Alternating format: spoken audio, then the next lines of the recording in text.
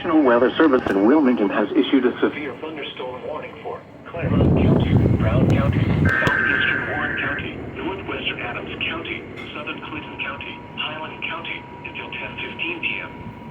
At 9:24 p.m., severe thunderstorms were located from near Milford to near Amelia to near Neville, moving east at 50 miles an hour.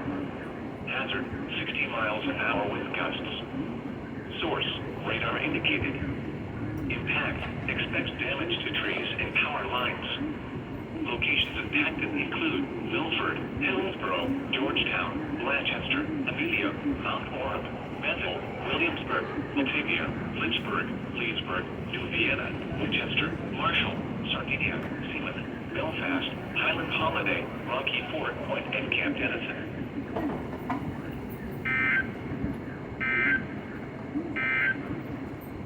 The National Weather Service has issued a severe thunderstorm watch, effective until 2 a.m. Friday.